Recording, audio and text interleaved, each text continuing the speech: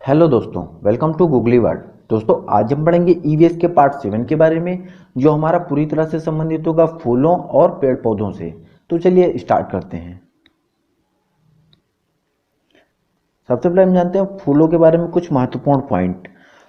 फूलों की घाटी मतलब कि वैली ऑफ फ्लावर्स यह उत्तराखंड में स्थित है। यह उत्तराखंड में नंदा देवी राष्ट्रीय उद्यान के अंदर है। नंदा देवी राष्ट्रीय उद्यान गढ़वाल क्षेत्र में स्थित है और इसके हिमालय क्षेत्र की बात करें तो यह पिंडर हिमालय क्षेत्र के अंतर्गत आता है, जहां पर फूलों की घाटी स्थित है। अब हम जानेंगे फूलों के विभिन्न प्रकार के प्रयोगों के बारे में। तो सबसे पहले हमारा है खाए जाने वाले फूल। खाए जाने वाले फूलों के अंतर्गत कचनार के फूलों की सब्जी बनती है और यह उत्तर प्रदेश के लोगों के द्वारा पसंद की जाती है। उसके बाद में केले के फूल की सब्जी बनती है। इसे प्रमुख रूप से केरल के लोग पसंद करते हैं। और सहजन के फूलों के पकौड़े बनते हैं और यह महाराष्ट्र में बनाए जाते हैं। तो इस तरह से खाए जाने वाले फूलों के बारे में हमने जान लिया। अब जानेंगे दवाइयों में इस्तेमाल होने वाले फूलों के बारे में। तो दवाइयों में इस्तेमाल होते हैं फूल वह हैं गुलाब, गुड़हल और हरसिंगार। इन्हें हम प्रत्यक्ष रूप से दवाइयों के रूप में प्रयोग नहीं करते हैं, अप्रत्यक्ष रूप से दूसरी चीज में बदल के या किसी दूसरे माध्यम में कन्वर्ट करके हम इनका उपयोग दवाइयों के रूप में करते हैं। जैसे गुलाब का गुलाब जल बना लेते हैं। इन सभी फूलों से मिलकर दवाइयों का निर्माण होता है, जो कि हमारे शरीर में कहीं ना कहीं लाभदायक होते हैं। अब जानेंगे रंग बनाने में इस्तेमाल होने वाले फूलों के बारे में। तो इसमें जो प्रमुख रूप से हमारे हैं फूल वह हमारे गुलदावरी, जीनिया, हरसिंगार और चाइना रोज। इन फूलों का प्रयोग रंग बनाने में किया जाता है।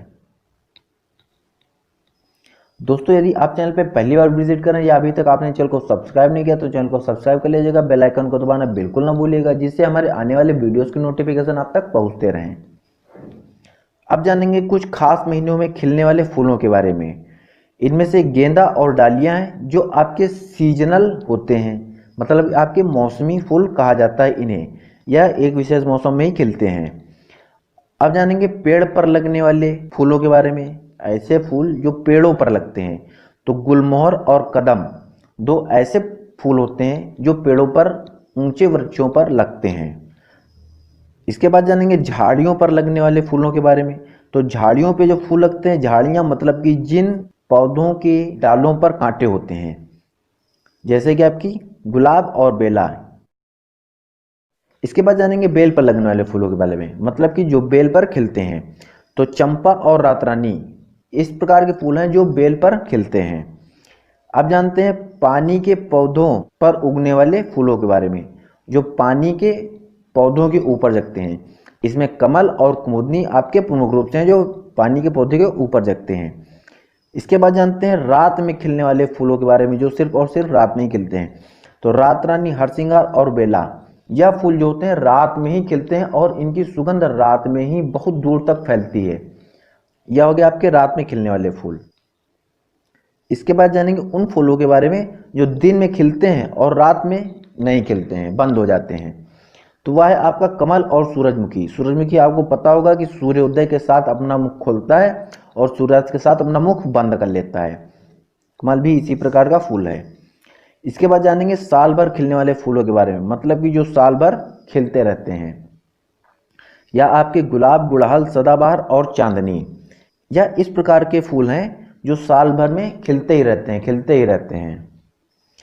और इसके बाद सबसे आपका मुख्य पॉइंट आता है बिना फूल का पौधा।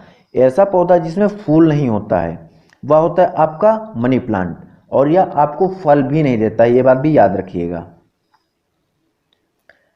इसके बाद जानते हैं इत्र बनाने में इस्तेमाल होने वाले प्रमुख फूलों के बारे में। तो जो इत्र बनता है वह गुलाब और बेला के फूलों से बनता है, जो बहुत ही सुगंधित होता है। इसके बाद जानते हैं कुछ महत्वपूर्ण तथ्यों के बारे में। उत्तर प्रदेश का कन्नौज जिला, इसे हम इत्र नगरी के नाम से जानते हैं, क्योंकि यहाँ पर बहुत ही ज़्यादा मात्रा में इत्र बनता है। या हम ये कह सकते हैं कि उत्तर प्रदेश में सबसे ज़्यादा जहाँ इत्र बनता है वह है हमारा कन्नौज जिला। फूलों से क्या क्या बनता है? फूलों से इत्र बनता है, गुलाब जल बनता है और केवड़े का निर्माण होता है। इत्र किस प्रकार बनता है? इत्र जो होता है वो फूलों का शुद्ध अर्क होता है। शुद्ध अर्क का मतलब यह है कि यह फूलों से डायरेक्ट बनाया जाता है, इसमें किसी भी चीज का मिक्सचर नहीं किया जाता है। मतलब कि जैसे फूल की बात करें, गुलाब जल की बात करें, गुलाब जल पूरी तरह से गुलाब के पत्तियों को निचोड़कर ही बनाया जाता है, इसीलिए उसे गुलाब जल कहते हैं। और वह जो जल प्राप्त होता है वही हमारा गुलाब का शुद्ध अर्क हो जाता है। इसके बाद जानेंगे हम खिजड़ी पेड़ के बारे में। यह आपका एनसीईआरटी में दिया गया बहुत ही इंपॉर्टेंट पेड़ रहेगा आपके लिए। यह रेगिस्तानी क्षेत्र में पाया जाने वाला पौधा होता है। यह जोधपुर के राजस्थान क्षेत्र में खिलता है। राजस्थान आपको पता है कि रेगिस्तानी एरिया है। इसे जीवित रहने के लिए, चलने के लिए या वृद्धि के लिए ज़्यादा पानी की आवश्यकता नहीं होती, इसी कारण यह रेगिस्तानों में भी खिल जाता है। इसके पेड़ की जो छाल होती है वह दवा बनाने के काम भी आती है। इसके लकड़ी पर कीड़ा नहीं लगता। क्यों नहीं लगता है? क्योंकि इसकी जो लकड़ी होती है वह दवा बनाने के काम आती है, तो इसलिए कीड़े इस पर लगना संभव ही नहीं है। जैसे कि नीम का पेड़ भी ऐसा होता है। इसके पेड़ की जो फलियां होती हैं उनकी सब्जी भी बनाई जाती है और राजस्थान के लोग खाना पसंद भी करते हैं। इसकी पत्तियां कौन खाता है? जो वहाँ पर जानवर रहते हैं वह इसकी पत्तियों को खा जाते हैं। इस रेगिस्तानी क्षेत्र में जो खेजड़ी पेड़ हैं और वहाँ पे जो जानवर निवास करते हैं उन जानवरों की जो रक्षा करते हैं, उन रक्षा करने वाले लोगों को बिश्नोई कहा जाता है या उन्हें बिश्नोई के नाम से जाना जाता है। इसके बाद में जानेंगे रेगिस्तानी ओक के बारे में। रेगिस्तानी ओक या ऑस्ट्रेलिया में पाया जाने वाला एक प्रमुख पेड़ है। इसमें बहुत ही कम पत्तियां होती हैं या ये कह सकते हैं इसमें लगभग झड़ी हुई पत्तियां रहती हैं। इसकी जो ऊंचाई होती है विद्यालय की दीवार के लगभग बराबर होती है। इसकी जो जड़ें होती हैं 30 बराबर पेड़ों के आकार के, मतलब कि यदि इस प्रकार से 30 पेड़ ले लिए जाएं तो उसके बराबर इसकी जड़ें जमीन के अंदर होती हैं और इतनी गहरी होती हैं कि जब तक कि इससे पानी न मिल जाए, मतलब कि यदि पानी इसका यहाँ पर है, पेड़ की जड़ यहाँ पे लगी हुई है, तो जब पानी तक ही पहुँचेगा तभी इसकी जड़ें बढ़ना रुकती हैं, नहीं तो जब तक पानी नहीं मिलता है इसकी जड़ें बढ़ती रहती हैं। पानी जो होता है वह पेड़ के तने में इकट्ठा होता रहता है क्योंकि वह नीचे जड़ों से पानी सोखता रहता है। इस कारण क्या होता है, कभी कभी वहाँ के लोगों को पानी की दिक्कत आती है तो ये तने के अंदर एक पतले पाइप का प्रयोग कर लेते हैं और उस पाइप के माध्यम से यह पानी निकाल लेते हैं। मतलब इस प्रकार से यदि आपका कोई पेड़ है, पेड़ में इस प्रकार से आपका छेद होता है तो इसमें ये पतला सा पाइप डाल देते हैं जो जमीन के अंदर होता है। पानी का संचार होता है इसलिए बाहर पानी है इस प्रकार से निकाल लेते हैं उसी पाइप के माध्यम से। और वहाँ पर जो प्रजाति पाई जाती है आपकी ऑस्ट्रेलिया में, जहाँ पर ये रेगिस्तानी ओक होता है, वहाँ के प्रजाति के लोगों को अनंगू कहा जाता है और वह इसे कुरकुरे के नाम से पुकारते हैं।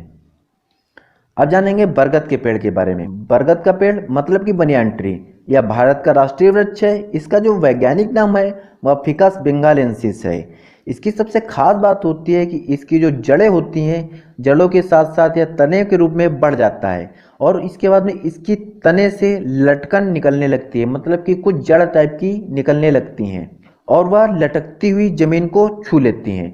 जमीन को छूने के बाद वो पेड़ को सपोर्ट करने लगती हैं और वह जमीन के अंदर जड़ों के रूप में फैलने लगती हैं।